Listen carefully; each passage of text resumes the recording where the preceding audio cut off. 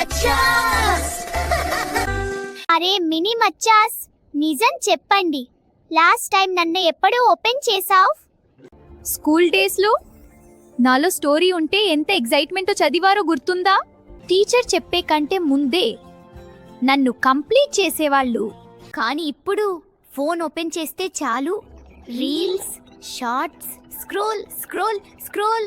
Time ఎలా పోతుందో కూడా తెలియట్లేదు. కానీ ఒక నిమిషం ఆలోచించండి, మీ లైఫ్లో ఎంత చేంజ్ వచ్చిందో. ఒకప్పుడు మీరు స్టోరీస్లో జీవించేవాళ్ళు, ఇప్పుడు స్క్రీన్స్లో జీవిస్తున్నారు.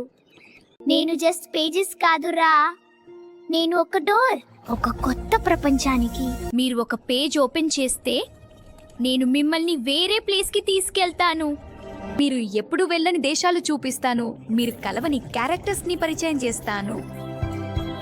ఇంకా ఇంపార్టెంట్ అంటే నేను మీతో మాట్లాడగలను, మీ డౌట్స్కి ఆన్సర్స్ ఇస్తాను, మీ కన్ఫ్యూషన్లో క్లారిటీ ఇస్తాను.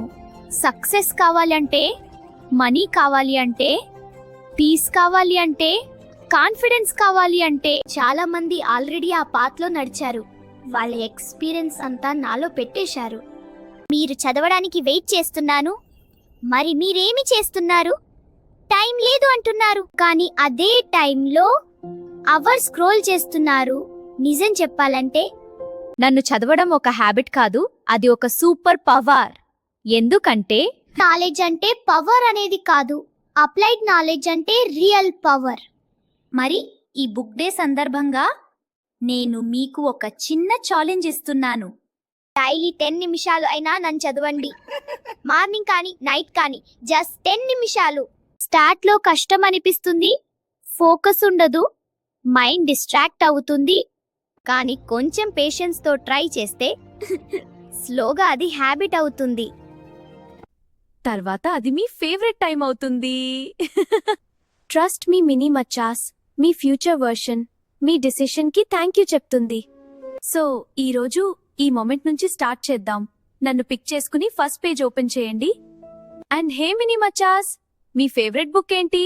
మీ లైఫ్ని చేంజ్ చేసిన బుక్ ఏంటి? కామెంట్లో చెప్పండి. ఇలాంటి మీనింగ్ఫుల్ కంటెంట్స్ కోసం మినీ మచాస్ని సబ్స్క్రైబ్ చేసి వెళ్ళండి. Happy book day! Bye bye! Like, share and subscribe!